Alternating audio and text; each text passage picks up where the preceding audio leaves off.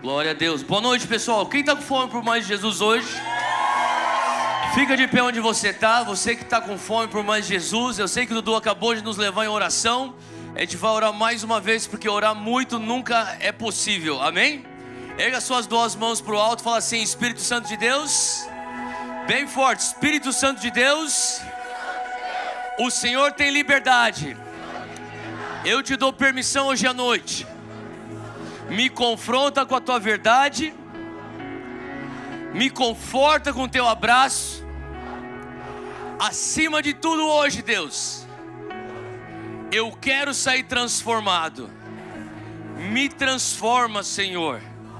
Aumenta a minha fome por Ti, em nome de Jesus. Se você ama Jesus, dá uma salva de palmas onde você está para Jesus. Glória a Deus. Antes de você sentar, você vai fazer uma coisa. E eu quero que você faça isso de verdade, tá bom? Você vai olhar nos olhos de alguém perto de você, até ficar super awkward. Beleza? Tem que ser bem constrangedor, senão não é legal. Legal é quando o negócio fica estranho. Pode cortar o teclado. Olha só. Olha para os olhos dessa pessoa.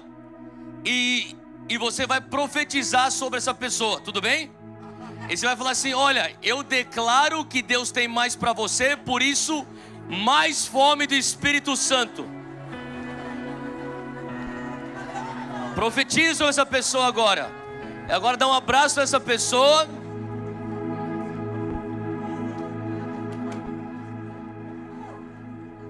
Amém. Pode se assentar onde você está? Abra aí comigo em Lucas 9.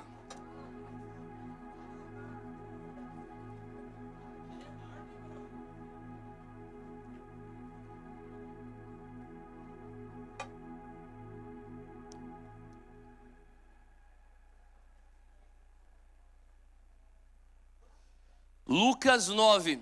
Quantos aqui foram abençoados ontem à noite pelo Andy Bird? Cara, eu sei que o Andy, eu conheço o Andy há um tempo. Eu sei que aquilo que ele está falando é do fundo do coração dele. Pode até parecer, pô, o cara está falando porque ele está aqui com um bando de brasileiros na frente dele. Mas eu realmente acredito naquilo que o Andy está falando. Eu sei que ele realmente acredita naquilo. Quantos estão sentindo que Deus está fazendo alguma coisa diferente na nossa nação? Talvez você esteja longe da nação, mas eu tenho certeza que você está conectado com aquilo que Deus está fazendo. E sabe, tem uma canção que, pode ficar tranquilo que eu não vou cantar. Mas tem uma canção que eu lembro quando eu fui pastor de jovens numa igreja negra americana em North Carolina por um tempo. E domingo, eu amava domingo, eu fazia os cultos dos jovens no sábado e também na quarta-feira à noite. Mas domingo eu ia, porque tinha o coral, eu tinha aqui porque era parte do meu job description, mas fora isso, eu ia para o culto e tinha um coral e tinha uma canção, aqueles coralzão de negão, e eles falavam assim: Deus, seja o que for que o Senhor estiver fazendo na face da terra, não me deixa de fora. Era a música que eles cantavam. E cara, eu lembro isso aqui, 2003, 2004, 2005, eu cantava toda vez e falava: Deus, eu não sei o que o Senhor está fazendo na face da terra, mas seja o que for, Pai, não me deixa de fora. E eu lembro de escutar histórias daquilo que Deus, sabe, eu cresci em São Paulo, eu sou nascido e criado em São Paulo. Eu lembro que eu sou uma criança da década de 80, e quando sei lá, 3, 4, 5 anos de idade, eu lembro de diversas cruzadas de Carlos Anacondia. Quem aqui já ouviu falar de Carlos Anacondia? Tá, eu lembro uma vez, talvez com 5 anos de idade, meu tio passou em casa, ele falou assim: ó, a gente está indo lá para o ginásio do Ibirapuera, e Carlos Anacondia vai estar pregando. Pela primeira vez na minha vida, eu vi uma pilha de cadeiras de rodas. E as pessoas iam para frente, sendo empurradas. Carlos Anacondia punha as mãos, pulava da cadeira de roda. Quando eu vi aquilo lá, eu falei assim: Deus, alguma coisa mexeu no meu coração. Com 5 anos de idade, eu falava assim: Deus, é isso que eu quero. E eu escutava das histórias do avivamento que aconteceu na Argentina na década de 80. Depois, na década de 90, eu comecei a escutar. Eu tinha uns primos mais velhos. Eles falaram para mim assim: Theo, a gente está indo lá para o Canadá, lá em Toronto, numa igreja chamada Vineyard. Alguém já ouviu falar da igreja das Vineyard aqui? Tá? E eles falaram assim: cara, está acontecendo alguma coisa explosiva do Espírito Santo. é isso, 94, 95, 96. Esses meus primos foram para lá, eles voltavam me contando as histórias. E eu ficava assim, uau, Deus, eu nunca fui para essas reuniões da Vineyard em Canadá, mas eu comecei a escutar os relatos daquilo. E eu falava assim, Deus, o Senhor está fazendo coisas na Argentina, o Senhor está fazendo coisas no Canadá. E eu lembro depois, mais tarde, quando eu estava no colegial, começou um mover aqui no estado da Flórida, em Pensacola. Quem lembra desse mover de Deus? Em Pensacola. E eu lá longe, escutava, cara, Deus, o Senhor se moveu lá na Argentina, lá no Canadá, agora lá na Flórida. E eu estava cantando, falando assim, Deus, seja o que for que o Senhor estiver fazendo nesse exato momento, ao redor do mundo, não me deixa de fora. Cara, e de se você, sabe, e só de pensar que eu creio com todo o meu coração que Deus está começando algo que é incrível. Eu até me atreveria a dizer que nós estamos no começo de um mover de Deus que vai ser nessa mesma dimensão desses moveres que eu falei, mas vai ser no Brasil. Quantos acreditam nisso? E quando eu falo que vai ser no Brasil, não é só geograficamente no Brasil. Você, que nem o Rafael Conrado acabou de compartilhar, sabe? Você é um brasileiro. Você é aquele que exporta brasa. Cara, eu não sei você, mas eu estou num lugar, ultimamente eu tenho falado, Deus, eu não sei quando a tua presença vier, mas quando o Senhor vier com o bastão, quando o Senhor vier com a capa, assim como Elias jogou a capa sobre Eliseu, eu quero me encontrar pronto. Quantos querem se encontrar prontos para serem usados no mover de Deus? Lucas 9 é uma passagem que no início desse ano o Senhor começou a falar comigo. E eu orava sobre 2019, falando, Deus, eu não sei o que o Senhor tem para 2019, mas eu quero me encontrar pronto. Eu tenho falado isso para a galera do Dunamis, em parte de uma das minhas mensagens no final de 2018, cara, a gente tem que ser encontrado pronto. Sabe, todos nós temos questões que nós temos que, lidar com o Espírito Santo. E seja qual for a tua questão, hoje, sabe, eu quero falar com você que mais do que algo para você fazer, o Espírito Santo está interessado em algo para você ser. Sabe, eu estava pronto para fazer uma lista para 2019, eu estava de férias com a minha esposa, com meus filhos e com os meus sogros, a gente estava tudo na praia no final do ano, e eu estava pronto assim, para anotar e fazer toda a minha lista daquelas coisas que eu falei, Deus, esse ano 2019, eu vou atacar essa lista aqui, eu vou matar esse negócio e vamos fazer alguma coisa para valer, Deus. E eu senti o Senhor falando para mim, não tem a ver com algo que você tem que fazer, tem a ver com aquilo que eu quero que você seja. Fala comigo, ser é melhor do que fazer. Porque se você sabe, você já parou para pensar que Deus te fez um ser humano e não um fazedor humano? E é por isso que, sabe, o Senhor está querendo falar sobre algo que é sustentável. Eu estava conversando há um tempo atrás com um dos pastores da Bethel Church, e um deles é bem próximo da gente, e ele falava assim, Theo, ele veio para pregar no Dunamis, e ele falou assim para mim, Theo, sabe, o que Deus está querendo fazer aqui é uma coisa incrível, mas eu quero te dar um conselho. Eu falei, qual que é? Construa de maneira sustentável. Eu falei, pô, mas beleza, mas o que você está enxergando? Ele falou assim, não, eu vejo que vocês estão fazendo isso, mas eu quero só te encorajar a continuar fazendo isso. Eu falei, como que é isso? Ele falou assim para mim, seja sempre maior por dentro do que você do que é por fora. Assim, se você conseguir sempre controlar o teu crescimento para nunca ser maior do que aquilo que você tem dentro de você, você sempre vai ser sustentável. Você nunca vai ser pego no momento onde você está fazendo o ministério na força do teu braço. E daí você não vai ter que manipular coisas, porque você está sempre dentro do raio da jurisdição da graça que eu te dei.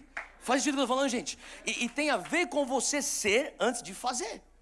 Sabe, nós estamos falando sobre o mover de Deus, nós estamos crendo que o Senhor está usando o Brasil para esse mover, e eu creio nisso, com certeza. Eu creio que nós estamos literalmente a um despertar de ser a nação que vai liderar o mundo cristão na onda de missões, na onda de implantação de igrejas e etc. Nós somos 60 milhões de evangélicos no Brasil. 60 milhões de evangélicos, praticamente 1/3 da nação é evangélica. A única coisa que a gente precisa é renovar a mente. São evangélicos que têm uma mente renovada. Romanos 12:2, a transformação vem pela metanoia. Se a gente começa a pensar certo, que nem o que o Conrado estava falando aqui, é exatamente isso. É a gente começar a mudar a nossa mentalidade. Eu creio que, sabe, é disso que quando o Senhor estava falando comigo sobre, eu quero que você seja mais do que você faça. Eu falei, Deus, o que o Senhor quer que eu faça, então, ou que eu seja? E eu falei, Deus, eu sinto que o Senhor fala que eu tenho que ser o melhor marido. Eu sinto que o Senhor está falando que eu preciso ser o melhor filho, que eu preciso ser o melhor pai, que eu preciso ser o melhor pastor, que eu preciso ser o melhor líder. E baseado naquilo que eu tenho como meta, daquilo que eu quero ser, eu vou aplicar então disciplinas que vão me ajudar a chegar a ser. Agora, eu vou fazer em cima daquilo que eu quero ser. Faz sentido? Coisa que entende que Deus tem, sabe, algo para você ser hoje. E tem a ver com uma chave que Ele quer virar nas nossas mentes. E entrando para esse ano 2019, eu estava lendo Lucas 9, o Senhor começou a falar comigo sobre a multiplicação de pães e peixes. No começo de Lucas 9, se você tem isso aí aberto, versículo 1, Jesus, ele chama os seus 12, ele diz assim, convocados os 12, deu-lhes poder e autoridade. Fala comigo, poder. Essa palavra poder é literalmente, no grego original, é o dunamis. Fala comigo, dunamis. Se você não sabe o que é dunamis, dunamis é o poder explosivo do Espírito Santo através de sinais e maravilhas. Sabe, a parte da grande comissão fala que estes sinais acompanharão os que crerem. Você lembra dessa parte da grande comissão? Quantos aqui são crentes? Tá. Se você crê em Jesus, levanta a mão. Tá bom, você é crente, tá? Então, a palavra fala, esses sinais acompanharão os que crerem. Então, na verdade, não é que a gente está correndo atrás de milagres. A gente não está correndo atrás de curas. Na verdade, as curas e os milagres estão nos seguindo, porque a gente crê. Faz sentido o que eu estou falando? Então, é isso que eu quero dizer quando a gente fala sobre viver o sobrenatural de uma maneira natural. Qualquer lugar que você vai, você deixa o Espírito Santo começar a agir através de você. E olha só, ele fala assim que ele convocou os 12 e deu-lhes poder e autoridade. Fala comigo, autoridade. Essa palavra é exousia. Fala comigo, exousia.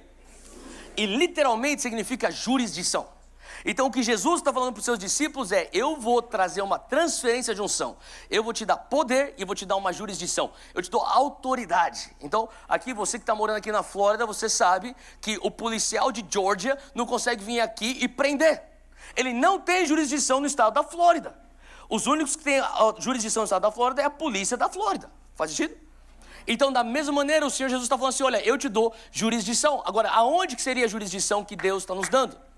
Jerusalém, Judeia, Samaria e até os confins da terra, o que inclui Flórida. Faz sentido o que eu estou falando? O que inclui Brasil. Obrigado, Samuca. Melhorou, né? Agora sim.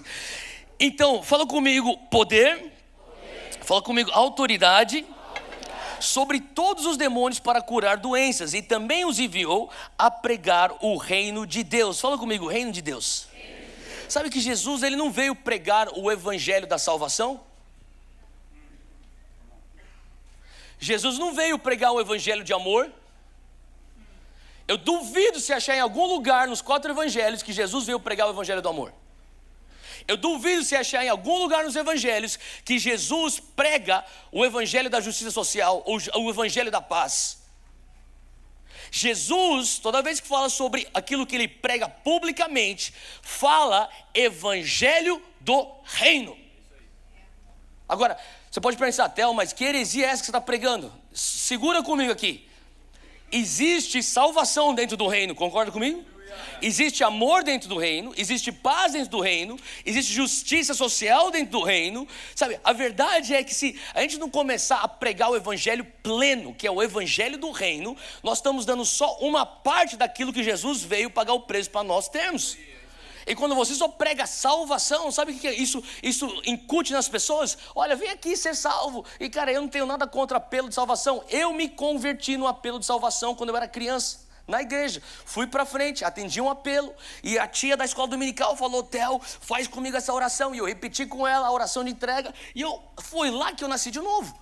Então não tenho nada contra, sou totalmente a favor. Só que o que eu tenho contra é a mentalidade que Jesus veio só salvar. Não, Jesus veio reinaugurar o reino de Deus na terra. Aquilo que Adão deixou a peteca cair lá em Gênesis 3, Jesus, o segundo Adão, veio para reinaugurar. Agora, por que isso é importante? Porque se você não entende que o estabelecimento do reino de Deus, o estabelecer daquilo que era o Éden como forma original, é o propósito da segunda vinda de Cristo, para você e para mim seria a coisa mais coerente nós nascermos de novo e procurarmos uma maneira de nos matar. Se é só isso, eu quero ser salvo. Então, o que a gente prega quando a gente só fala de salvação? A gente fala, se converta, tem uma cadeira cativa no céu e fica aí sendo evangélico. Bota tua bunda numa cadeira evangélica, cai de uma igreja e fica vindo todo domingo, cara. E o que isso acontece? Acontece que a gente tem megas igrejas evangélicas que não estão transformando cultura. Fala comigo, cultura. Sabe que Jesus, quando ele fala em Mateus 16 que sobre essa rocha eu edificarei a minha igreja, a palavra que ele usa lá não é igreja, você sabia disso? Ele usa eclésia, faz sentido? Ele não falou sobre essa rocha eu edificarei minha sinagoga. Ele não fala sobre essa rocha eu edificarei meu templo. Ele usa a palavra eclésia, que nada mais era do que um termo político naquela época, na era dos romanos. César em Roma tinha a sua eclésia. E a eclésia de Roma era nada mais do que uma agência cultural, onde César tinha então como se fosse sua polícia cultural, que ia por toda a extensão do território romano, incutindo a cultura de Roma. A glória de Roma não era matar as pessoas. Eles conquistavam aquilo que seria talvez a Turquia nos dias de hoje. Eles não tinham uma glória de matar e exterminar o povo. A glória deles era, eu conquisto você militarmente, mas eu faço você comer como os romanos, se vestir como os romanos, educar teus filhos como os romanos. A glória deles era, eles estão submissos à nossa cultura. Jesus olha aquilo e ele fala assim, é isso. Ele consegue enxergar a compatibilidade muito mais no linguajar político do que religioso. E ele fala assim, olha, eu preciso como se fosse o hardware de Roma, era aquilo que era compatível ao software do reino de Deus. Ele fala assim, eu pego isso aqui e falo para você, olha, eu vou construir minha eclésia e eu te darei as chaves do reino. Fala comigo, chaves. É a autoridade. O que Jesus falou assim, olha, a igreja é minha. Por isso que eu estou falando, cara, quando a gente se preocupa com o reino de Deus, Deus fala, deixa que eu cuido da igreja. Eu te dou as chaves, vai lá, tudo que você ligar na terra, será ligado no céu. Tudo que você desligar na terra, será desligado no céu. Você se preocupa em expandir o reino. Sabe por quê? É o interesse de Jesus quando ele veio aqui, estabelecer o reino. Por isso que ele fala, olha, sabe, Nicodemos, João 3, foi a vez que Jesus fala publicamente sobre nascer de novo. Nicodemos vai no meio da madrugada e procura Jesus. Ele fala assim, Rabi, eu vi aquilo que você fez lá fora, os sinais que você fez lá fora. Verdadeiramente, você vem de Deus. E daí Jesus responde, a não ser que você nasça de novo, você não consegue entrar no reino de Deus. Então, na verdade, o que Jesus está falando é, salvação não é o fim. Salvação é o ponto de partida. Quando a gente só prega salvação, o que a gente está pregando e reforçando são pessoas para terem sua cadeira cativa no céu, sentarem dentro de um gueto gospel que não transforma nada, que só incha e não afeta a cultura do dia. O que Jesus está falando para a gente é, olha, quando você vem para o altar e você tem a tua nova natureza sendo regenerada dentro de você, começa uma jornada. De agora em diante você tem uma missão. Sabe, se você não entendesse a tua missão, faria total sentido você se converter e pensar, Deus, me tira dessa terra. Para que estudar? Para que pagar imposto? Para que pagar aluguel? Não, me tira daqui, Deus. Eu quero estar na glória. Quantos que concordam que o céu é melhor que a terra? Então por que você está aqui na terra? Você só está aqui na terra sabendo que você tem um lugar garantido para você no céu, porque você tem uma missão. E essa missão é expandir o reino de Deus nesse lugar, assim como era no Éden. O primeiro Adão não deu conta, vem então o segundo Adão que mora dentro de você, para que você venha coparticipar com ele no estabelecimento do reino aqui na terra. É só por isso que faz sentido você trabalhar. A única razão que me faz sentido estudar, trabalhar, Viver, pagar imposto, estar nessa terra vivo é o entendimento da minha missão. Eu tenho que cumprir a grande comissão, fazer discípulo de todas as pessoas e fazer discípulo de todas as nações. Então deixa eu te falar uma coisa, Jesus, ele delega isso e fala, vai e prega o reino. Eles começam a pregar o reino. Olha só no versículo 6, acompanha comigo. Diz aqui que no versículo 6 eles saem, eles percorrem todas as aldeias, eles anunciam o evangelho, fazendo curas por toda parte. Agora deixa eu falar uma coisa, eu viajava com um cara chamado Randy Clark. Alguém aqui já ouviu falar de Randy Clark? Tá, beleza. Deus usa o Randy Clark até hoje de uma maneira muito grande, curando enfermos.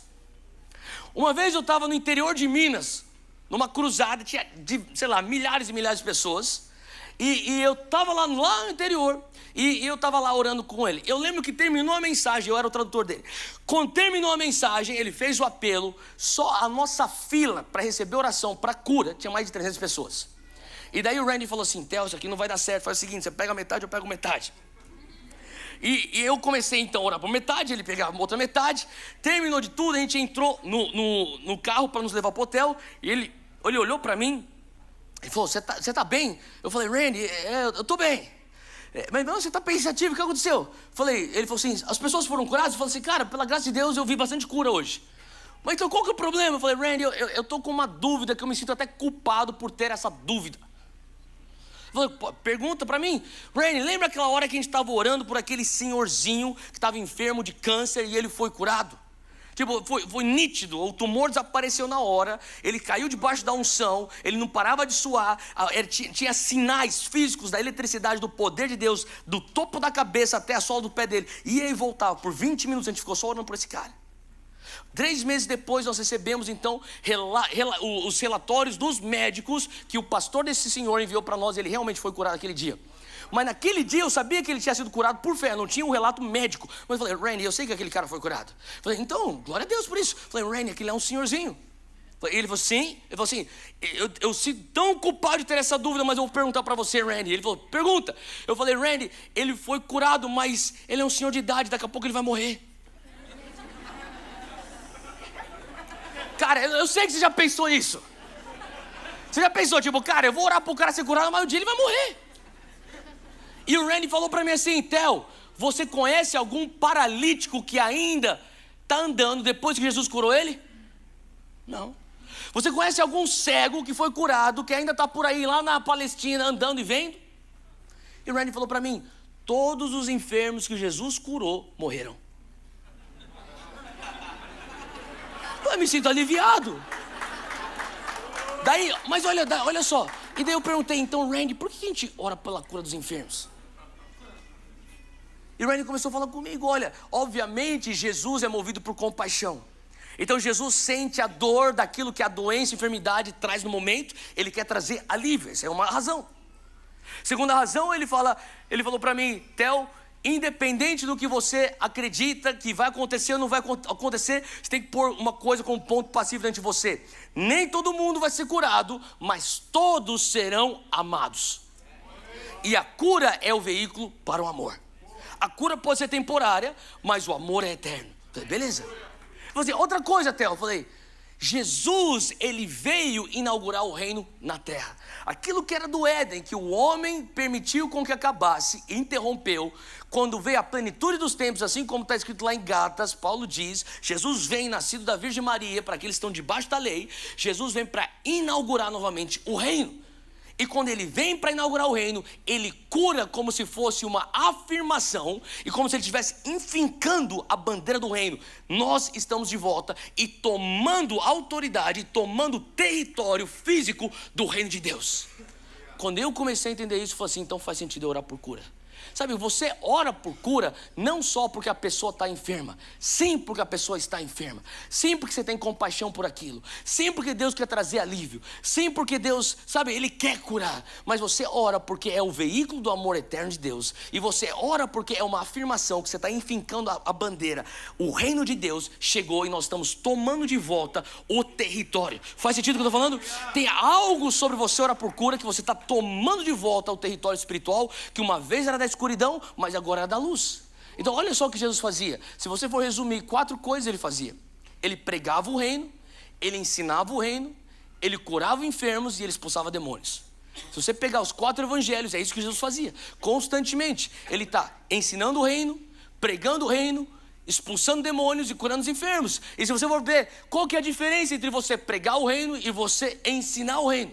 Eu tinha essa pergunta: Deus, qual que é a diferença entre eu pregar o reino e ensinar o reino? Uma vez um professor me explicou, ele falou assim, é bem simples. Quando você prega, ou melhor, quando você ensina o reino, você está explicando o reino. O reino de Deus é como um grão de mostarda. Quem lembra disso?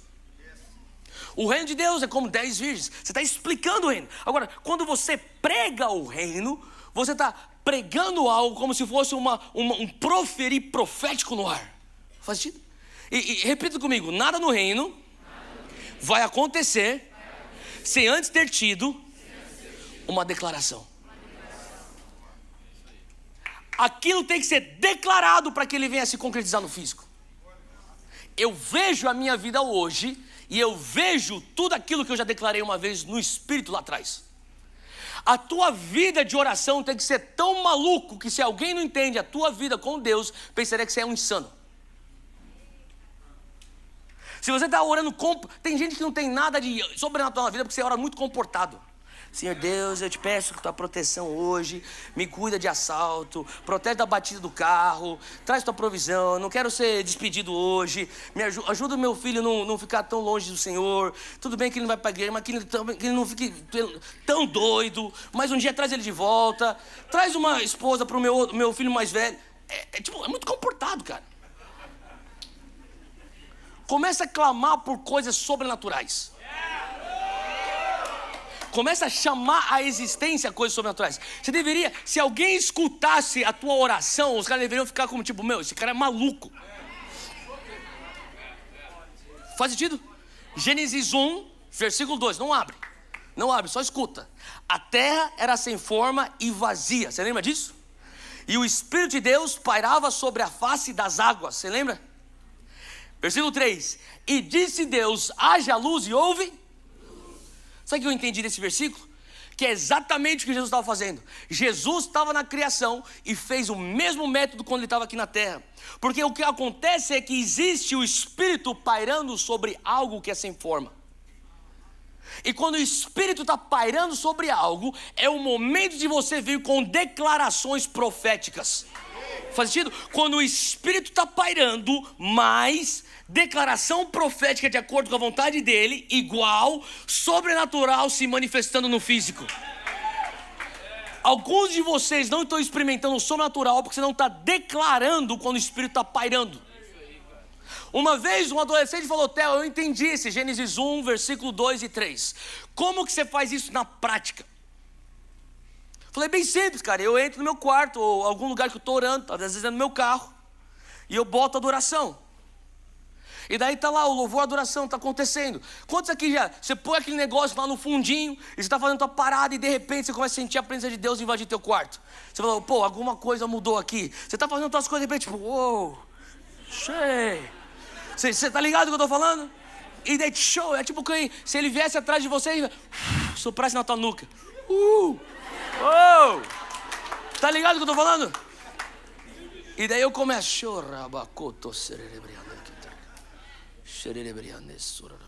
eu tô orando no Espírito, cara. Eu fico lá, eu tô falando minhas paradas, eu tô orando no Espírito. E daí, orar no Espírito, cara, é que hoje em dia Deus me abençoou com um carro bom. Mas antigamente eu tinha um carro tão ruim, cara. Quando eu era universitário aqui nos Estados Unidos, lá na Pensilvânia, naquela neve, eu ganhei um carro. O Conrado falou sobre dar carros, eu ganhei carros, cara. Quantos de vocês também acreditam que ganhar coisa é bom? Não é verdade? O Conrado ganhou também. Cara, eu ganhei 2 carros num dia. Deus falou pra mim, na verdade o profeta veio pra mim e falou assim, você vai ganhar, você tá indo pra pegar um carro, Deus vai te dar 2 num dia. É uma outra história, mas deixa pra lá. Eu tô na rua, esse meu amigo é um dos meus melhores amigos. Ele era Marine, sabe? Marine, fuzileiro do exército. E começou aquela coisa no Afeganistão, ele foi convocado para ir. Ele me ligou e falou assim para mim assim, Theo, eu tenho que partir, cara, eu tenho que ir pra guerra, mas eu tô com um carro aqui, eu quero te dar o carro. Porque eu sei que você é pastor de jovens, você acabou de chegar aí e eu quero te ajudar. Eu falei, beleza, cara. Quando eu fui para pegar o carro, era um Cadete 93, velho, todo batido. E ele falou assim, ó, o seguinte, durante o inverno, na neve, esse negócio não pega. Mas tem um martelo aqui, ó, no porta-luvas. Falei, abre lá o porta-luvas. Eu abri o porta-luvas. Isso é o dia que ele foi me dar o presente. Eu peguei o martelo, eu falei assim, então abre aqui o capô. E daí eu dei, na neve, cara, lá perto da Filadélfia. Tipo, mó neve, levando o capô. Ela tá ligado aqui, ó, nesse motor aqui, tá essa parte. Eu falei, beleza. Então, aí você tem que começar a bater aqui. Falei, como assim? Pega o martelo e bate aqui, cara. Daí eu falei, pé. Agora vai lá e tá a partida. Eu falei, não dava. Eu falei assim, bate um pouco mais. Eu falei, mas qual que é a ciência por trás disso? Eu falei assim, eu não sei, só sei que quando eu bato aqui, dá certo a partida, velho. Foi o meu primeiro carro nos Estados Unidos. Não, meu segundo carro nos Estados Unidos. Nem sei porque eu contei essa história. Eu lembrei. Aí eu lembro, cara, que eu andava pro carro, assim, no estacionamento, tô chegando perto do carro, já tava orando em línguas, cara. Tipo, chorarabacata, por favor, Deus, que esse carro pegue hoje. Tipo, é muito estressante. Eu falei, cara, não sei se esse negócio é uma bênção ou uma maldição na minha vida, mas enfim. Isso aqui é uma história para outro dia. Mas eu lembro, cara, quando você começava, dava partida, ele demorava para aquecer o motor. Cara, quando você ora no Espírito é a mesma coisa, cara. Às vezes você começa e parece que é mecânico. Você já orou em línguas, o negócio parece meio mecânico. Cara, os primeiros 10 minutos pra mim é uma guerra aqui dentro. Eu tô assim, ó, chorarabacata serê. E tem uma voz que fala assim, Theo, você tá pirado, velho. Que você tá falando, mano? Xeremacaraca? Que é isso, velho? Que é isso, mano? Você pirou, velho? E eu tenho que falar, cala a boca. Quem já passou por isso? Só que você sabe que tem uma barreira. E depois que você passa a barreira, é como se o motor pega. Vrum. Daí o negócio começa. Sabe o que eu tô falando? E você, já deu um next level pra uma outra sintonia. E você vai embora, cara. E eu tava falando pra esse adolescente, eu falei assim, então, na prática, como que você faz isso? Eu falei assim, cara, eu entro numa sintonia e eu começo a sentir, cara, que a atmosfera começa a ficar densa. Quantos aqui começam a entender quando a atmosfera fica densa do Espírito Santo? Tem alguma coisa acontecendo. Daí eu canto e falo assim, eu vou um pouco mais fundo, cara. Eu começo a chorar na barrada. Eu começo a me entregar mais. Eu aumento um pouquinho o som. Eu deito no chão. E eu sei lá o que eu faço, velho. Eu tô tipo, cara, eu vou mais fundo. Eu tô pressing in, boom, e eu começo, vai mais uma. Sabe o que eu tô falando? E daí quando você começa a sentir, cara, a parada tá sobrenatural. Aí, velho, eu dou um shift pro português. Eu faço Gênesis 1, 2. Na verdade, eu já pulei pro 3. Porque no 2 é o Espírito pairando. E eu vi que o Espírito tá pairando. Daí eu dou um shift pro 3. Você não vem mais com petição, meu querido. Você vem debaixo da identidade de filho. Você vem debaixo da identidade de herdeiro e co-herdeiro com Cristo. E daí você começa a falar assim, em nome de Jesus, eu declaro agora, esse romper agora a existência. Eu declaro essa cura. E você começa a chamar a provisão de Deus. Você começa a trazer a libertação de Deus. Você começa a chamar os teus entes queridos que estão desviados para voltar para casa do Pai. É assim que você começa a shape a tua circunstância física. Faz sentido? E Jesus fazia isso. Então ele ensinava o reino, ele declarava o reino, e daí os fariseus falavam, você tá louco, cara? Você é um carpinteiro, velho. Você pensa que você é o quê, cara? Você não é aquele menino lá de Nazaré? Ele falou assim, não, ele já declarou no espírito. Para alguma coisa acontecer no físico, ele tem que acontecer antes no espírito. E daí quando já acontece no espírito, ele fala, traz aí o cego, você vai ver. E ele fala assim, ó, ser curado. E daí ele fala, eu não te falei? Eis aqui o reino de Deus. Ele está treinando pessoas a terem olhos para enxergar o reino de Deus. Você sabe o que eu comecei a entender? João Batista, ele falava isso lá em Mateus 3. João Batista era a voz que clamava do deserto e falava assim, arrependei-vos, pois é chegado o reino dos céus. Ele está falando assim, metanoia, muda a maneira de você pensar, porque é possível o reino dos céus passar na tua frente e você nem percebeu que era o reino dos céus. Você tem que treinar seus olhos para enxergar o reino dos céus. Você tem que começar a treinar. É por isso que as pessoas falam, Theo, mas como que você escuta tanto de Deus? Você vê Deus, você tem que treinar os seus olhos. Eu te garanto que Deus está falando com você, só que você não está escutando Ele, você não está vendo a mão dEle. Eu te garanto que se você começar a treinar, você ficar sensível, porque Ele está fazendo, Ele está falando com você muito mais do que você imagina. Faz sentido? E Jesus, então, ele fazia o mesmo formato. Ele ensinava, ele pregava, ele proferia, ele declarava. E daí ele só chamava, vem cá, ó, ser curado. E daí a pessoa, ela era curada e ele, eis que é chegado o reino dos céus. Quantas vezes ele libertou o enfermo, ou libertou o endemoniado, e falou assim, ó, eis que é chegado o reino dos céus. Ele está ensinando, povo, é isso que é o reino dos céus. Aquilo que eu declarei, é isso. A manifestação física. Agora, por que eu estou falando sobre isso, que não é nem na minha mensagem? Porque eu sinto que Deus quer aumentar um apetite espiritual por sinais e maravilhas na tua vida. Faz sentido? Tá, eu vou fugir do script agora. Uma pessoa veio, na verdade teve uma pessoa que veio aqui durante essa semana do The Sand para fazer um podcast, uma revista aqui de Carisma. Sabe aquela revista Carisma? E a mulher, uma senhora que estava me entrevistando, falou assim, Theo, por que você tem essa paixão pelo sobrenatural? Eu falei, sabe por que eu tenho paixão pelo sobrenatural? Porque eu entendi que nós fomos criados para viver uma aventura. Você acredita nisso? Você tem um apetite por aventura. Você tem um apetite por adrenalina. Ontem eu acho que eu fui pro Busch Gardens, cara. Você entra naquele negócio mesmo com medo. Por quê? Você quer ter adrenalina. E depois de uma volta, a adrenalina começa a entrar no teu sistema sanguíneo. E você começa a ficar tipo, eu quero mais. Não é verdade? E depois você tem que falar, tipo, cara, a gente tem que ir embora, cara. Tem Dunamis Experience hoje à noite, vamos embora. Não, mais um. Por quê? É um vício, cara. A adrenalina é um vício. Eu comecei a entender, cara, que quando eu cheguei aqui nos Estados Unidos, eu tinha 18 anos de idade e fui fazer faculdade. Cheguei para jogar bola e para estudar. Quando eu cheguei aqui, eu comecei a falar, beleza, o pastor que me levou, minha mãe falou assim, ó, você vai, só que você pode ir nessa faculdade. Ela me deu uma lista de faculdades. Eu falei, mãe, eu quero estudar fora. E ela falou assim, então você vai só uma dessas 4 aqui. E as 4 era porque ela tinha igrejas que eram próximas das nossas igrejas, que tinha pastor para ficar me monitorando. Então você vai, ou nessa. Eu não fui aceito em 3. Então ficou bem simples, você vai saber qual que eu era para ir. Fui naquela lá que sobrou. E eu fui nessa lá em Pensilvânia. E quando eu cheguei lá, o pastor chegou e falou para mim assim, ó, tua mãe falou para eu cuidar de você, eu tô aqui, tô te pegando no aeroporto, Ele falou assim, eu vou te levar lá pro teu primeiro dia de aula. Ele me levou lá para o primeiro dia de aula. Acabei de chegar do Brasil, moleque de 18 anos, 17 para 18. Cheguei lá e ele começou a falar assim para mim assim, é o seguinte, Theo, universidade aqui nos Estados Unidos, você tem que entender, aqui é um lugar muito hostil espiritualmente. Ele começou a tacar medo em mim. Falei, você tem que achar um grupo de amigos cristãos. Falei, tá bom, beleza. Assim, você promete pra mim, eu falei pra tua mãe que eu ia te ajudar a você achar um grupo de amigos cristãos aqui na faculdade. Falei, não, beleza. Daí eles me levaram lá pra onde eu ia ficar dormindo, lá minha república, meu dorm. Fui lá pra lá, os caras, eu conheci a galera lá do dorm, galera gente boa. Daí eu perguntei pro pessoal lá, qual que é o clube cristão que tem aqui, tem um estudo bíblico aí?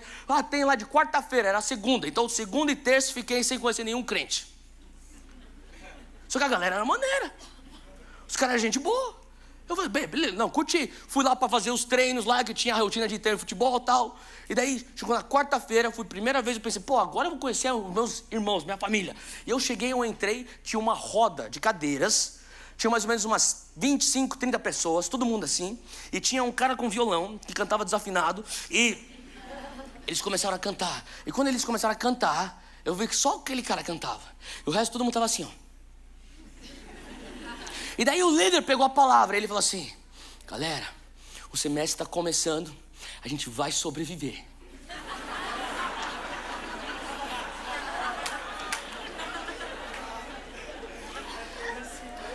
Lá fora é perigoso, tem muito pecado lá fora, mas aqui a gente vai conseguir, tá firme. Aqui, eu falei, cara, bando de loser, cara, eu não quero ficar com vocês, cara. Foi a única vez que eu pisei naquele estudo bíblico. Fui embora, cara. Agora eu tava lá numa sexta-feira, no meu dorm, sentado lá, fazendo sei lá o quê. Aparece um maluco e fala assim, aí, Theo, tem uma festa, quer colar? Eu não tô falando nada, vambora. E assim começou o meu processo de me desviar. Sabe, o meu processo de me desviar não foi, eu quero pecar, meu irmão. Não vejo a hora de pecar e me desviar. esse não foi o meu processo de me desviar. O meu processo de me desviar foi: eu quero fazer alguma coisa que nem eu leio lá em Atos. Não tem? Bom, mas eu tenho uma carência de adrenalina. Alguém tem alguma coisa? Eles tinham. Foi assim que eu me desviei.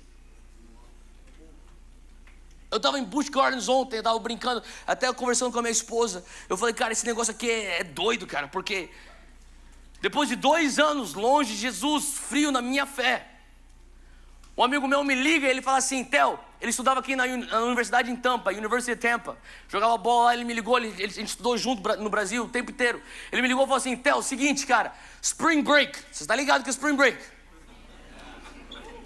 Falou, fala aí pros teus amigos aí, cara, pode ser geral, a gente vai party a semana inteira.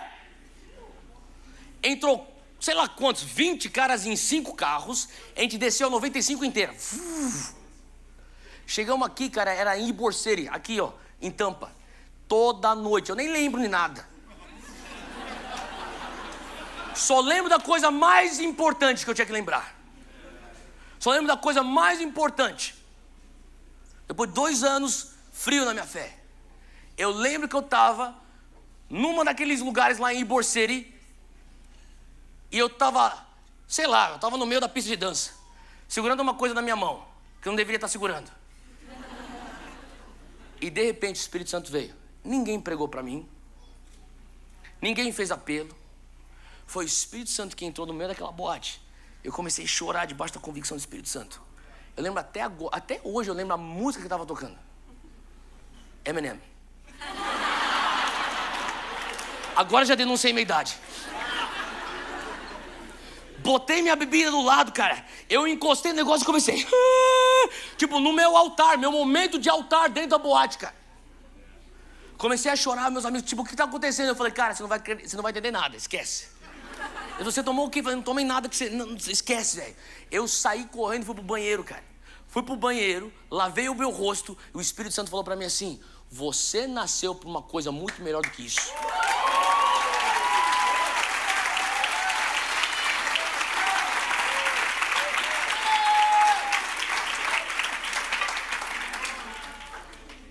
Eu não estou fugindo daquilo que é pecado. Pecado é pecado. Eu sei que pecado é pecado. Mas o que eu estou querendo falar para você é que no meu coração eu procurava uma aventura.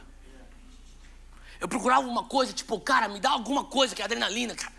Eu não quero ficar parado sem fazer alguma coisa que é significante. Deixa eu fazer alguma coisa, eu quero fazer alguma coisa. E o Senhor falou comigo: eu te fiz uma coisa muito maior do que isso. Eu tenho uma aventura com você. E eu lembro, eu olhava pro espelho, jogando água na minha cara, chorando, jogando água na minha cara. E o pessoal entrando e saindo do banheiro, aquela muvuca toda no banheiro. E eu lá no meu momento com Deus, na frente do espelho, na pia. Eu falava: Deus, se o Senhor fala pra mim que andar contigo é uma aventura, eu digo sim. Eu digo sim, eu digo sim, eu digo sim. Eu comecei a entender que Deus estava operando alguma coisa no meu coração, porque antes mesmo de eu sair no banheiro, eu estava com vergonha do lugar que eu estava. Eu estava com tanta vergonha que eu falava assim: Deus, como que eu vou sair daqui e alguém vai me ver nesse lugar? Tanto foi que eu saí correndo, entrei na pista de dança, fui pro meu amigo, falei: aê, me dá a chave, cara. A chave do apartamento, me dá a chave. Falei assim: cara, o que você tá fazendo? Eu vou vazar, me dá a chave. Falei: como assim? Tá começando. Falei assim: cara, me dá a chave. Falei assim: cara, tem um after party. Falei: meu irmão, fica no after party, me dá a chave. Você não tá entendendo, tem o after party. Falei: meu irmão, você faz o que você quiser, me dá a chave, eu tô vazando. Ele me deu a chave, eu pisei pra fora. Quando eu pus o pé pra fora da boate, lá em Ybor City, eu escutei a voz do Espírito Santo no meu peito. Então, como você escutou? Eu só sei que eu sei.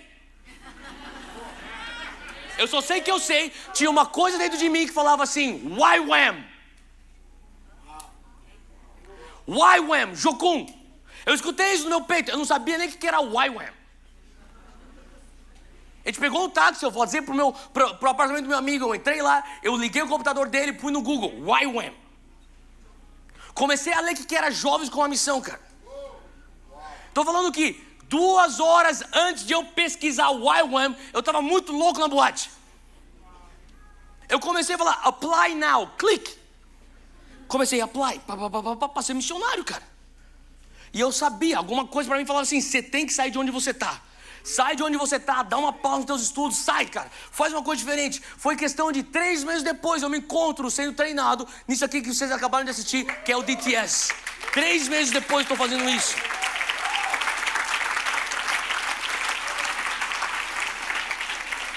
E sabe por que eu fiz isso? Porque eu falava assim, Deus, se o Senhor está falando que eu consigo viver esse negócio que eu leio em Atos, eu quero isso, cara.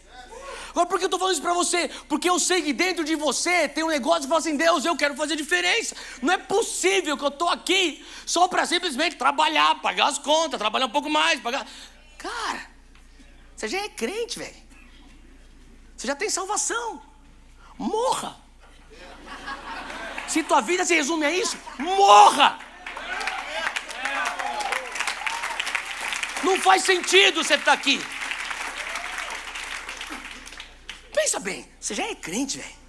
Você já está com o teu lugar garantido no céu. Você quer ficar trabalhando para quê? Só faz sentido trabalhar se o teu trabalho é um meio para o cumprimento da grande comissão. Só faz sentido você estudar se o teu estudo é um meio para o cumprimento da grande comissão. Senão não faz, cara. Eu estava naquele lugar. Deixa eu ver o tempo. Vai dar, vou entrar de volta. Versículo 10. Ao regressarem os apóstolos, então os caras foram, viagem missionária, saíram curando os enfermos, saíram expulsando demônios, voltaram para relatar a Jesus tudo o que tinham feito, e Jesus, levando-os consigo, retirou-se à parte para uma cidade chamada Betsaida. E Jesus, ele recebe os caras, eles começam a contar testemunhos. Jesus fala assim, cara, que demais isso. Ele fala assim, vamos fazer um retiro? Vamos fazer um acampamento nosso, vamos sair, vamos para um lugar afastado chamado Betsaida, para a gente poder ter nosso tempo como família. Todo mundo está voltando nas viagens ministeriais. E daí no versículo 11, as multidões souberam disso e o seguiram. Então quer dizer, as multidões foram lá e penetraram o retiro dos caras. Chegaram lá e falaram, cara, a gente está aqui. E não é só uma multidão, isso aqui a gente vai entender pelo texto. São 5.000 homens, sem contar as mulheres e as crianças. Então vamos lá, 15.000 pessoas, é uma multidão, concorda comigo? E daí, acolhendo-as, como sempre Jesus fez, com compaixão, Jesus lhes falava a respeito do quê? Do quê? Versículo 11, 9 e 11. Do quê? Fala comigo, reino de Deus. E curava aqueles que necessitavam de cura. Versículo 12. Mas o dia estava chegando ao fim. Então os 12 se aproximaram de Jesus e disseram, despeçam a multidão para que indo às aldeias e campos ao redor, se hospedem e encontrem alimento, pois estamos aqui em um lugar deserto. Cara, eu falei para você que no início do ano eu estava orando e o Senhor começou a falar comigo, você precisa ser, não é o que você tem que fazer, você tem que ser. Eu falei, Deus, tudo bem. Daí o Senhor me levou para Lucas 9, o Senhor começou a me trazer algumas recomendações. E a primeira recomendação eu encontro aqui no versículo 12. No versículo 12 diz assim que o dia estava chegando ao fim. Fala comigo, o dia está chegando ao fim. O sol estava se pondo. Escuta o que está acontecendo aqui. Jesus vai para um retiro. Quando ele chega lá, tem 15.000 pessoas esperando ele. O povo vê Jesus e fala assim, Jesus, minha mãe precisa de cura. Jesus, meu primo está endemoniado. Jesus, eu não tenho noção do que eu estou fazendo nessa terra. Jesus fala assim, senta todo mundo, 15.000 pessoas. Ele fala assim, agora eu vou te ensinar sobre o reino. Eu vou pregar para você sobre o reino. E daí Jesus está ensinando, está pregando sobre o reino. Ele para, ele fala assim, agora a gente vai curar todo mundo que está surdo. Você que tem alguém que está surdo, você trouxe alguém que é surdo, traz ele aqui para frente.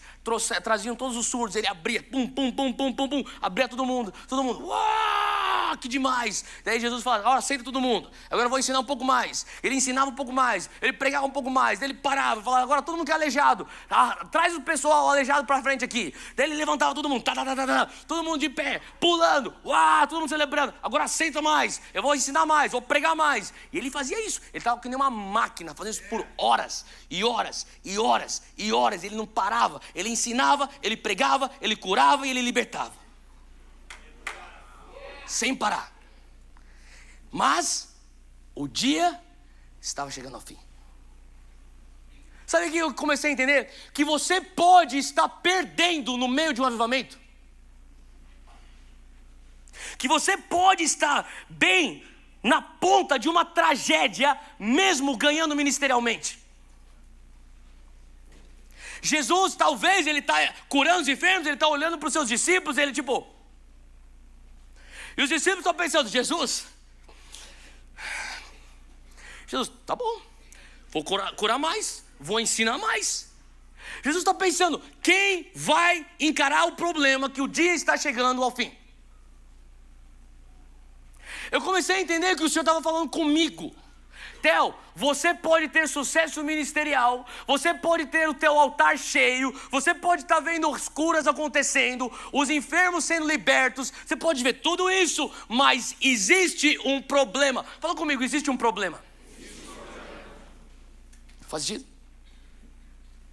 Eu comecei a entender que Deus estava falando para mim, encare o problema que você não quer trazer linguagem a ele.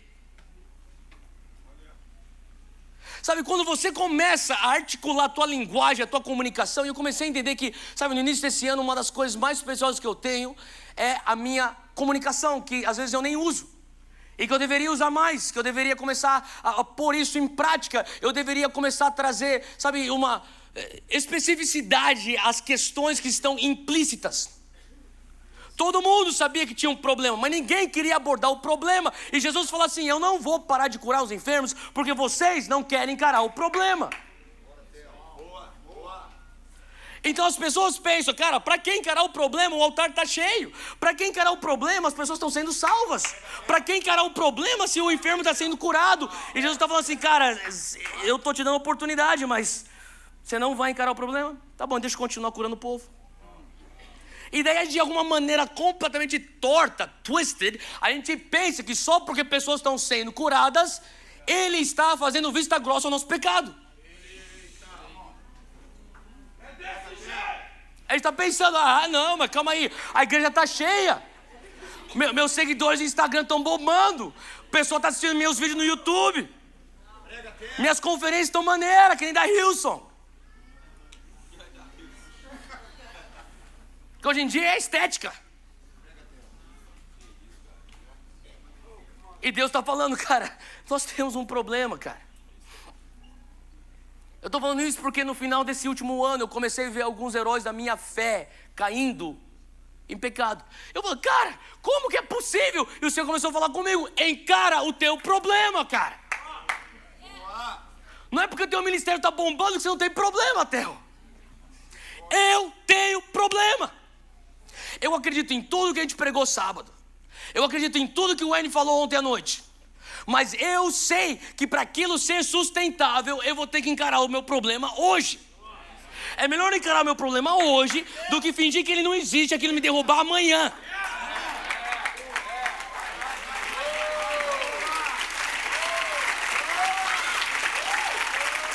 Todos nós. Fala para quem está do teu lado, eu tenho problemas.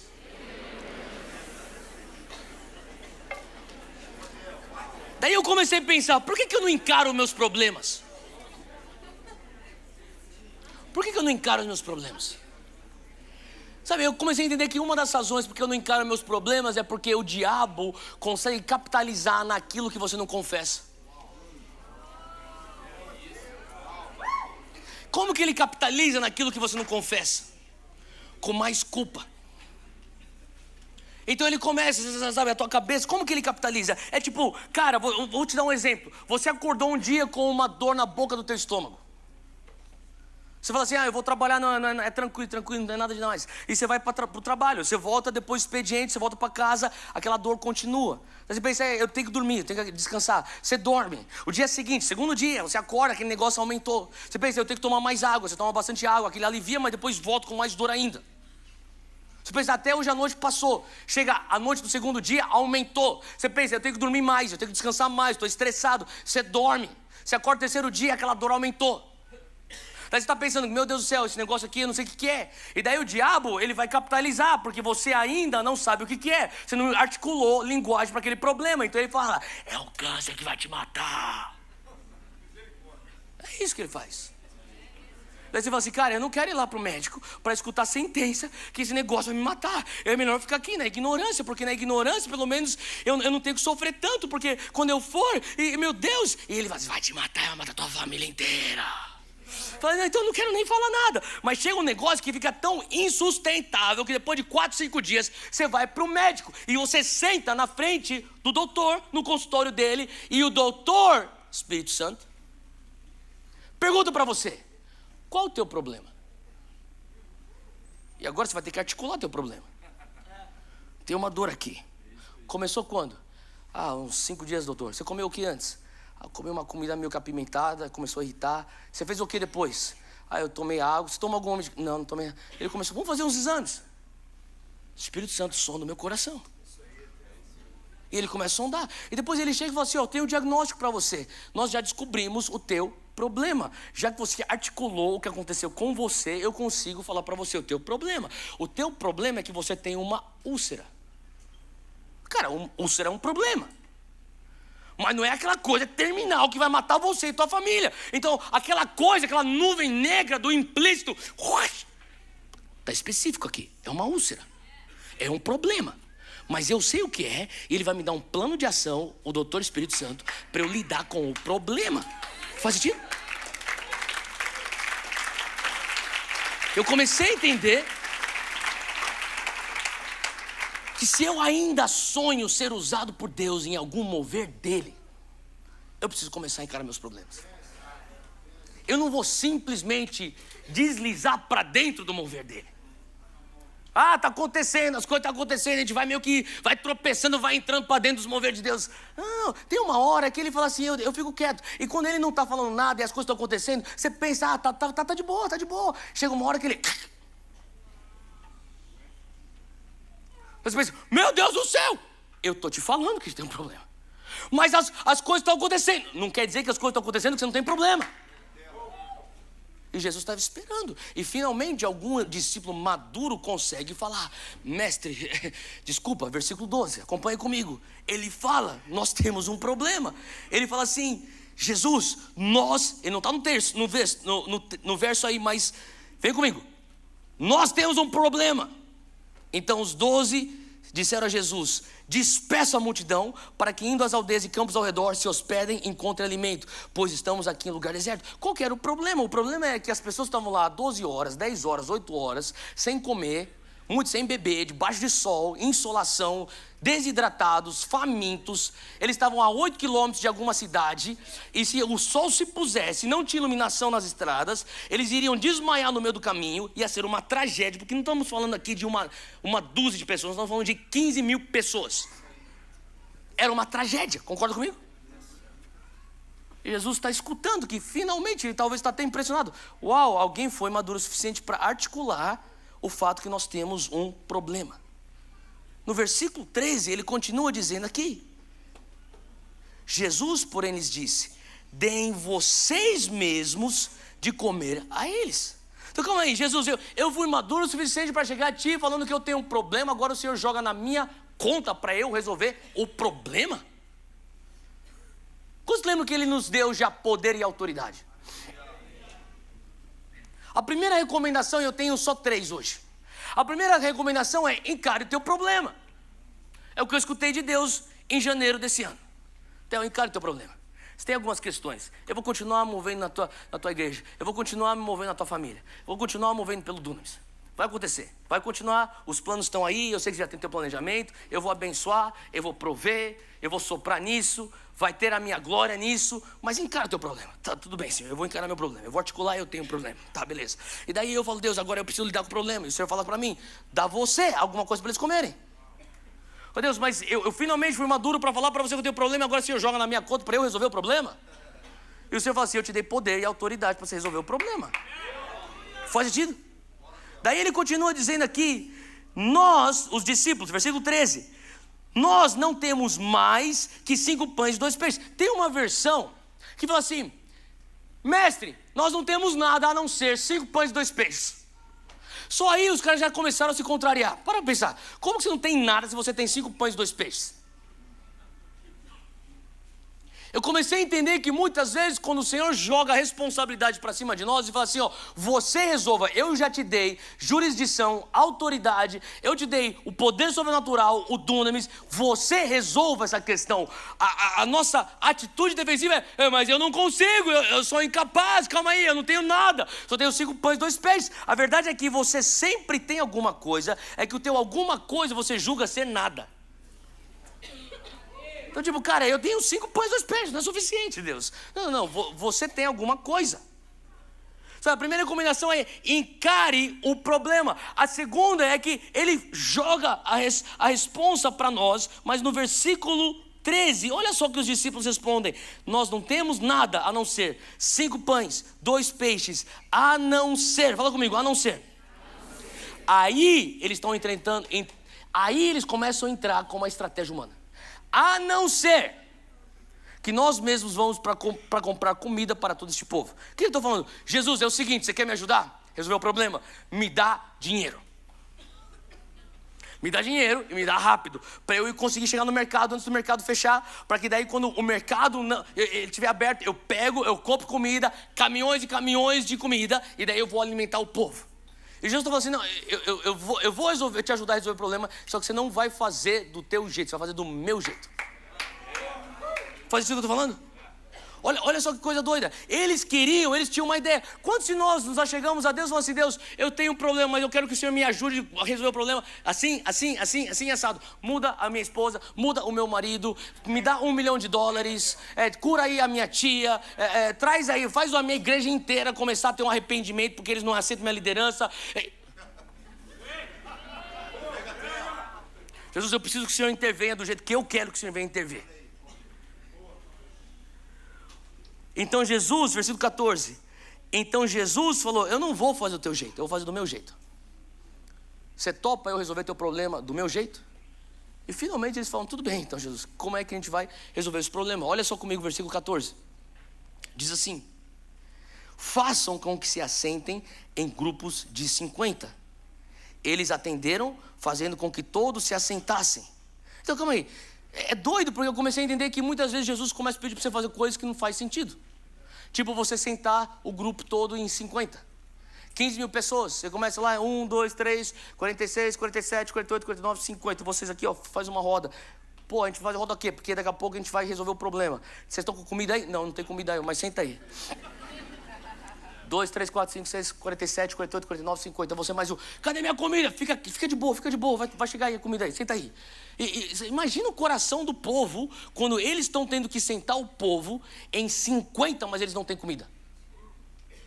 Sabe o que eu comecei a entender? Que toda vez que eu vejo o milagre de Deus na minha vida, ele tem que sempre chegar nos 45 do segundo.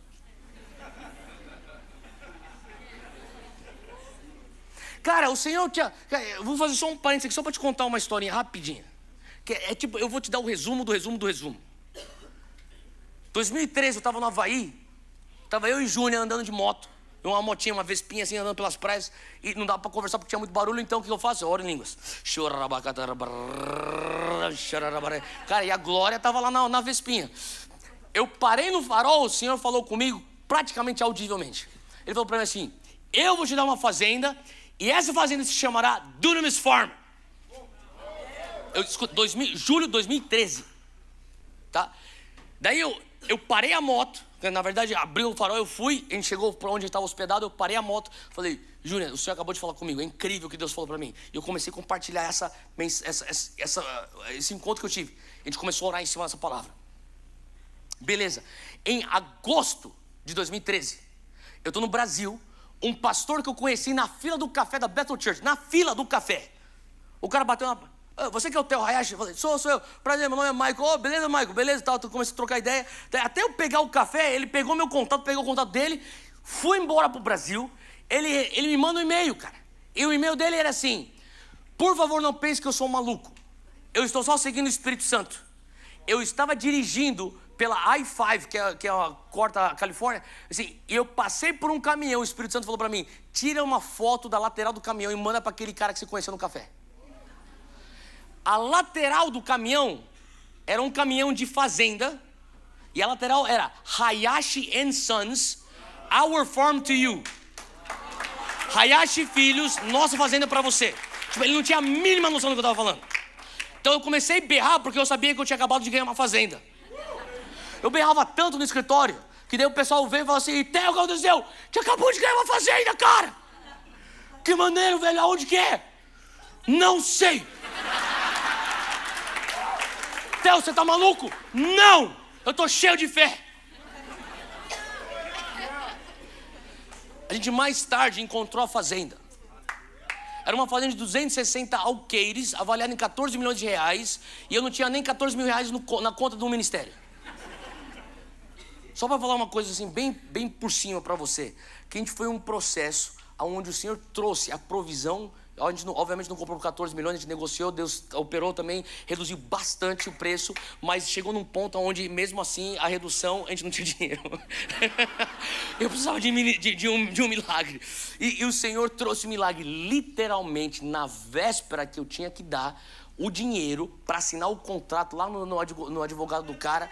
O Senhor traz o dinheiro de uma maneira tão sobrenatural através de um jogador profissional que apareceu numa reunião que eu profetizei pro pastor dele, que eu nem lembro desse pastor, que apareceu 2 dias. O pai dele foi fazer cirurgia lá em São Paulo. O cara veio que ele não morava em São Paulo, passou lá no escritório, me viu todo estressado. Que é isso? O que tá acontecendo? Contei a história da fazenda. Ele falou: calma aí, liga pro cara. Olha, Deus falou que é para dar e dá o dinheiro. E eu falei: Deus, conseguimos dinheiro. Comprar uma fazenda. Essa fazenda você tá vendo aí. Falei pra você que era o resumo do resumo do resumo. Glória a Deus. Mas olha só. Quando eu recebi o telefonema que Deus proveu, cara, eu tava num restaurante conversando com o último cara que poderia dar dinheiro, e ele falou assim pra mim: Theo, eu acredito na visão, eu acredito que isso é de Deus, mas a minha resposta pra você agora é não. Eu falei: sério?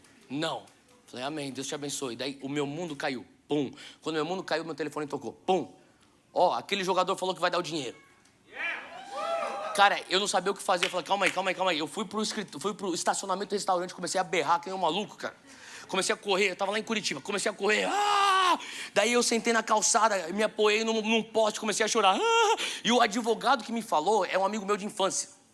E aqueles meus amigos, sabe aqueles amigos teus que é tipo crente que fica tipo vai e volta, vai e volta, vai e volta. Sabe o que eu tô falando? Eu era assim. Deixa eu fazer um parênteses dentro do meu parênteses. O cara mais miserável do mundo, eu vou falar pra você porque eu fui esse cara. O cara mais miserável do mundo é o cara que cresceu debaixo do temor de Deus, com uma mãe que incutiu em você a oração para você ter temor de Deus, ou uma avó, ou um pai, ou sei lá o que for, e você tem que se desviar.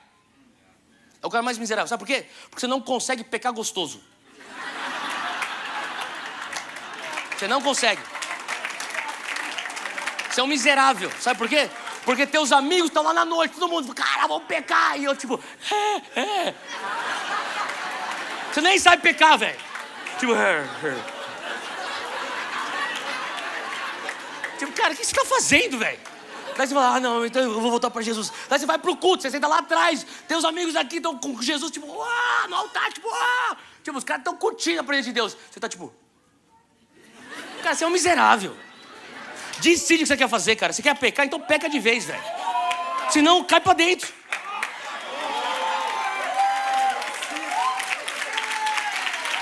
É tão simples.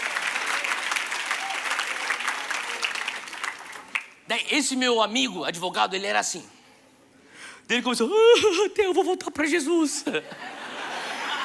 Eu agora acredito. Cara, Deus trouxe nos 45 segundos. Daí eu cheguei e falei assim: Deus, por que o Senhor... Eu agradeci, eu chorei, eu louvei a Deus. De repente, quando a adrenalina começou a baixar, eu falei: Deus, mas por que o Senhor tem que esperar pros 45 do segundo tempo pro Senhor fazer isso? Aí o Senhor falou comigo 2 coisas. Por que Deus espera até os 45 do segundo para intervir miraculosamente na tua situação? Porque não tem a ver com milagre apenas. Tem a ver com aquilo que Ele está forjando dentro de você. E eu comecei a ver que Deus estava gerando alguma coisa dentro de mim, que eu necessitava aqueles 8 meses de ir atrás das finanças para aquilo e crendo que Deus vai prover. Deus vai prover. E Deus trazia a palavra profética, Deus trazia a confirmação e nada de dinheiro. E Deus trazia mais confirmação e nada de dinheiro. E Deus estava gerando em mim um coração de fé. Faz sentido? E a segunda coisa que você falou comigo, se eu não chego nos 45 do segundo e vai alguém antes de mim, você vai dar glória para aquela pessoa. E eu não sou Deus que vou dividir glória com ninguém. Então eu espero até os 45 do segundo. Quando Jesus está falando para eles, aqui ó, põe povo em 50, o que está fazendo? Tipo, eu imagino os discípulos, cara, que raiva, Jesus, você me manda fazer essas coisas toda hora. Senta em 50. Aí, o que vocês estão fazendo com a gente? Tem comida? Não tem, mas fica de boa aí, cara. Fica de boa aí, vai ter. Como que você sabe que vai ter? Eu só sei que vai ter. Como? Não sei, mas vai ter. Você tá maluco, Pedro? Calma aí, mano. Calma aí, velho. E algo está sendo transformado no coração de Pedro. Faz sentido? Tem a ver com aquilo que ele está fazendo em você. Você está esperando aquele milagre, mas tem a ver com aquilo que ele está forjando dentro de você. Você está esperando aquele... Você fala, Deus, por que você não faz agora? Porque ele não terminou de fazer aquilo que ele está usando o milagre para gerar em você. Ele ainda está gerando alguma coisa dentro de você.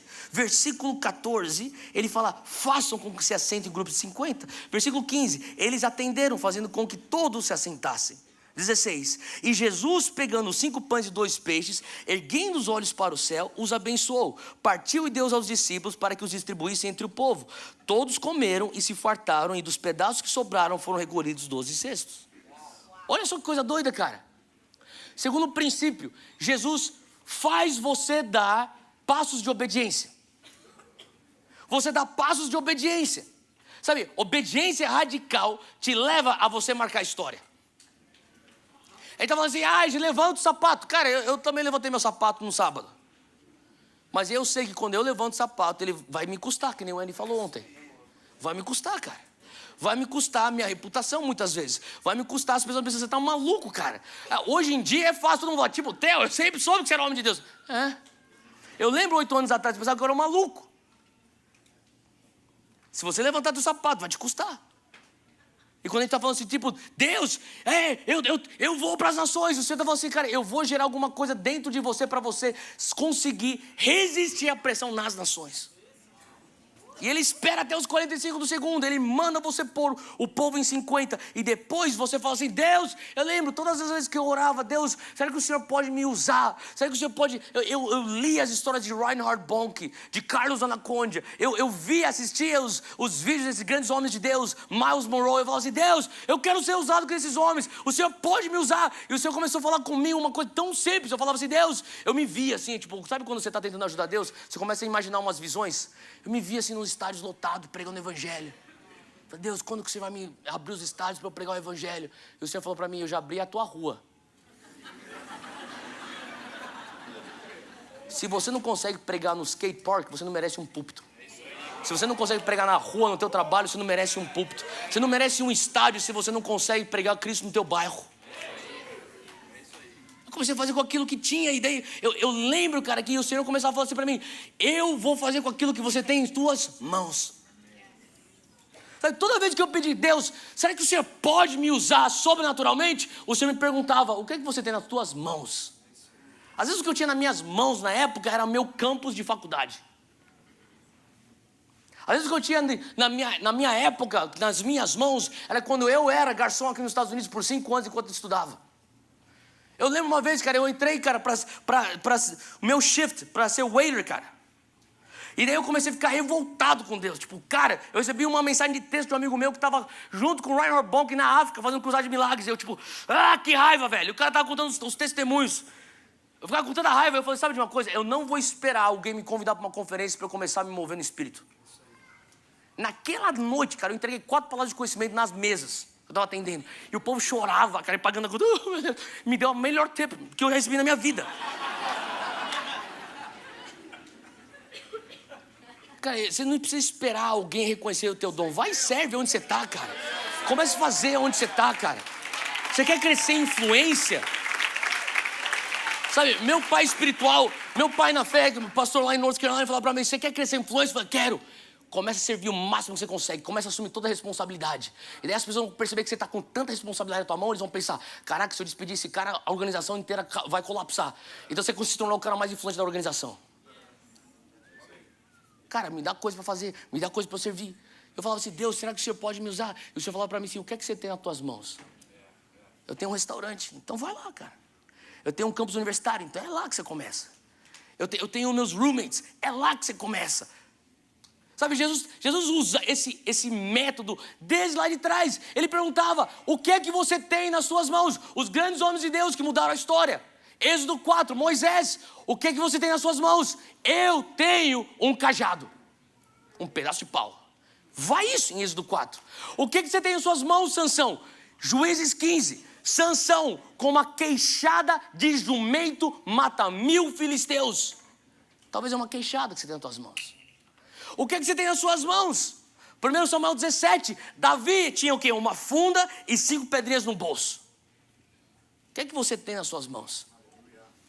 Comecei a entender que se você quer operar no sobrenatural, ele vem sempre com a pergunta, o que é que você tem nas suas mãos? E ele pergunta, o que vocês têm nas suas mãos? Ele tem uma lancheira, o que é essa lancheira? 5 pães e 2 peixes, daqui para mim. Ele levanta a lancheira e pede, Pai, deposita a tua bênção nessa lancheira. 5 pães e 2 peixes. E daí ele devolve para os discípulos. Olha só o texto, cara. Olha que coisa mais maluca. A multiplicação não aconteceu na mão de Jesus.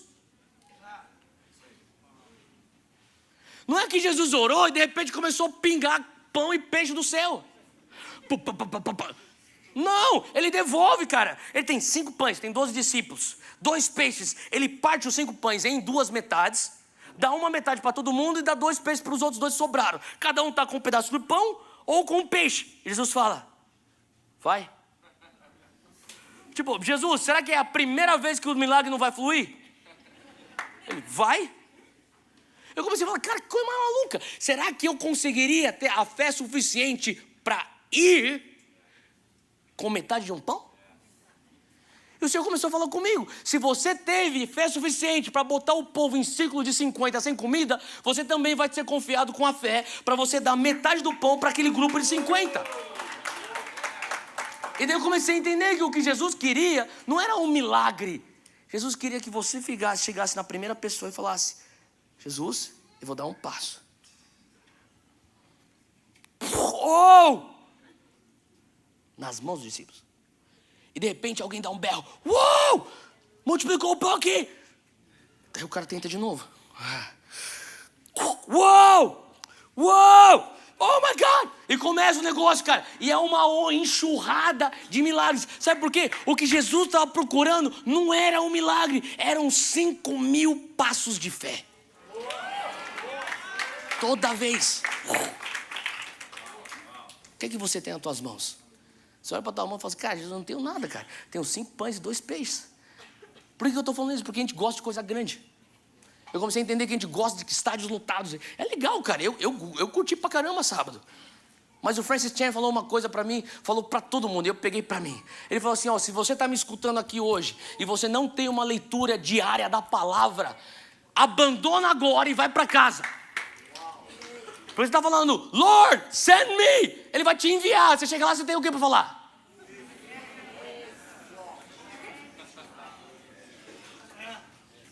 Faz sentido? O Senhor falou comigo, encara teu problema. Usa o que eu te dei nas tuas mãos. Contando que você tem a minha bênção.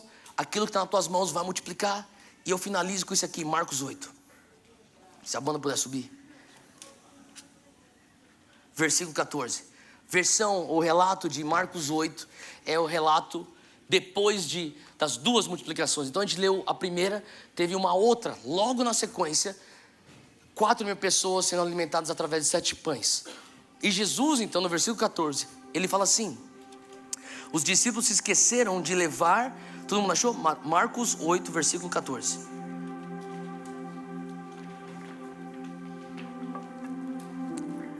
Está na tela. Os discípulos haviam se esquecido de levar pão, a não ser um pão que tinham consigo no barco. Fala comigo, um pão. Fala comigo, um barco. Eles estavam num barco com um só pão.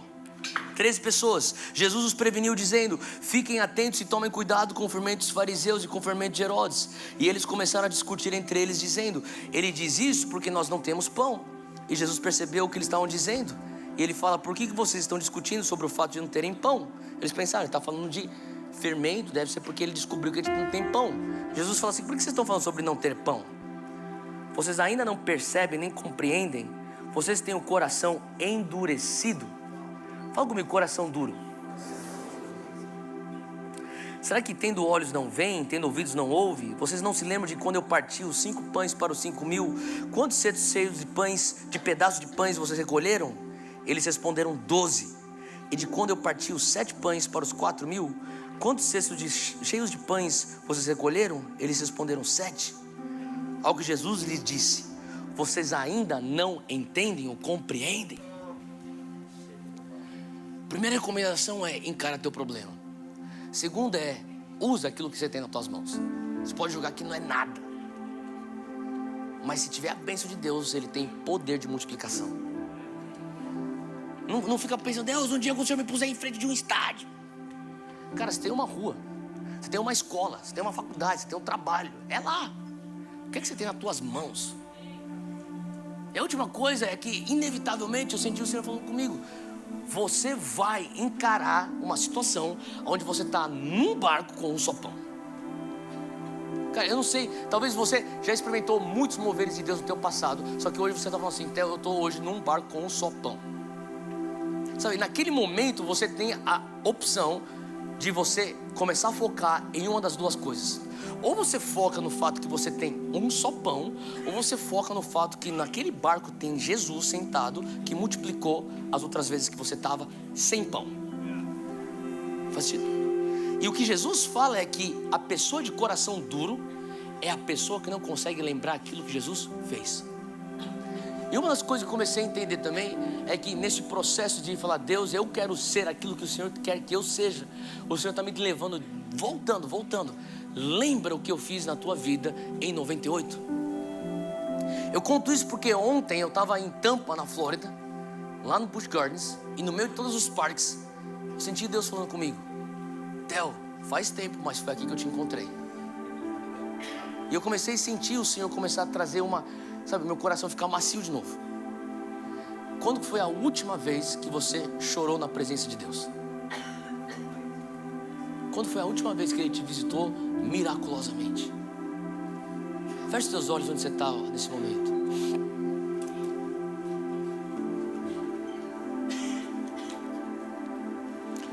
Talvez você está aqui hoje e eu senti Deus para a gente orar em relação a isso. Antes de nós continuarmos com as outras questões que eu sei que Ele quer fazer, mas eu senti o Senhor falando assim, só para trazer de volta a memória.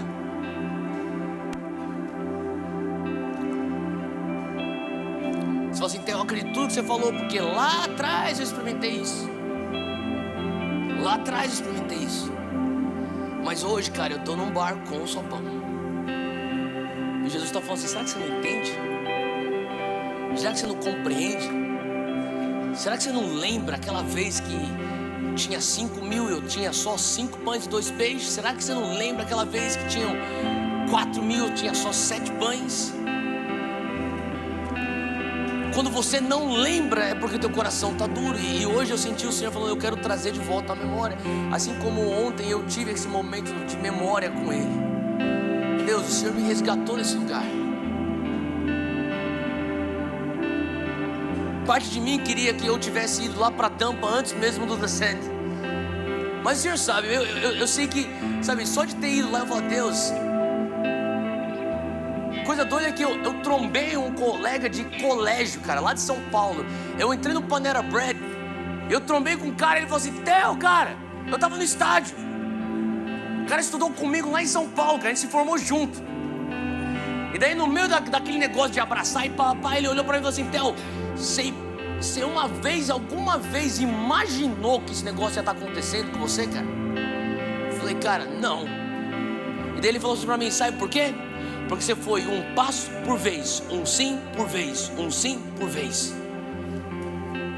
Qual que é o teu sim hoje que você tem que dar para Deus? Qual que é hoje o momento que você fala assim: Jesus, eu escolho olhar para o fato que você está no meu barco e não o fato que não tenho tudo aquilo que eu preciso, ou não estou tendo o romper que eu preciso. Espírito Santo de Deus, sopra sobre esse lugar agora.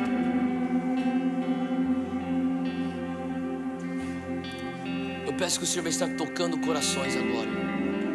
Traz de volta a memória. renova a paixão. Hoje à noite é uma noite onde o Senhor vai renovar o primeiro amor.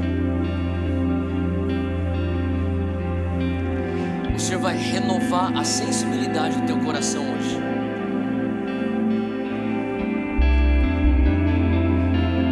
Feche teus olhos, é só você e o Espírito Santo. Não precisa nem orar, só espera nele. Onde você está, só espera nele.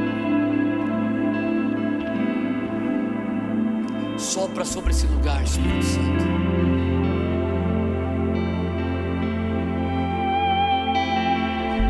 Vem com teu fogo, vem com teu sopro, vem com teu toque.